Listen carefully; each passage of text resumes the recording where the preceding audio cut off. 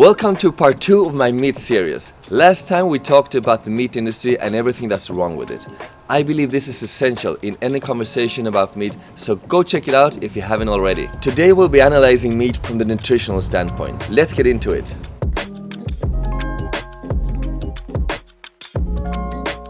In my opinion, grass-fed and game meat are the superfoods. That's right, not kale, not chia seeds, but meat. It contains both the essential nutrients, protein and fat. In fact, animal protein contains all 9 essential amino acids the body needs to function effectively. I would say that animal fat is definitely my favorite source of energy. After all, the human body is literally composed of saturated animal fat. The nutrients that can be found in meat are highly absorbable. But what does it mean exactly? Well, plants don't want to be eaten. For years, they developed defense mechanisms to help them survive. This is why they produce anti-nutrients. These compounds that interfere with the body's ability to absorb nutrients. Of course, animals don't want to be eaten either, but they have their legs, teeth, fins, wings and horns to help them escape or defend themselves. Let's compare the iron that can be found in animals to iron that's in plants. There's heme iron found in animal products and non-heme iron found in plants. Heme iron has a 20% absorption rate, while non-heme iron has only 1.4%. This explains why you would have to eat 10 cups of spinach to get the iron that's in one steak. Not only that, these anti-nutrients are difficult to digest and can even be toxic in some cases.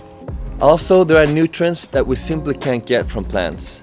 B12, zinc, creatine, carnosine, D3, DHA, heme iron and taurine are some of them. That's why I said in one of my earlier posts that I believe that restricting your body to a plant-based diet is restricting it to a lack of nutrients.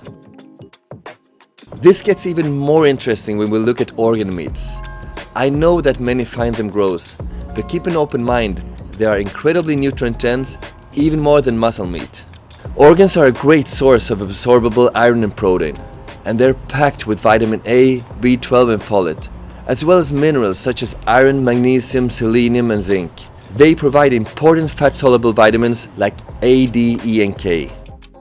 There's also the added benefit of being cheaper than other cuts of meat and helping reduce food waste. I've been experimenting with different ways of making organ meats delicious.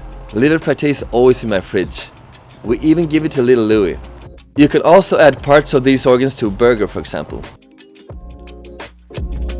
I'm sure most of us have heard at some point that red meat causes disease. A few observational studies that were done on meat consumers caused the widespread myth that meat was unhealthy and caused heart disease, cancer, diabetes and other health problems. This study basically consists in asking people what they eat and making conclusions with that information. It's not so simple to find out what people are really eating. It's not the same to eat grass-fed beef with a healthy lifestyle than to eat a McDonald's burger with Coke, fries and ice cream and rarely exercising, for example. Once again, the studies were taken out of context and have caused many people to avoid what is probably the healthiest food out there. So this is why I consider animal foods to be an essential part of a healthy diet and make sure to get enough to enjoy all these benefits. Keep in mind that to get the optimal nutrition you can get from meat, it's important to make sure it's either game meat, grass-fed or pasture-raised when possible. Thanks for watching. I'll see you next time for part 3.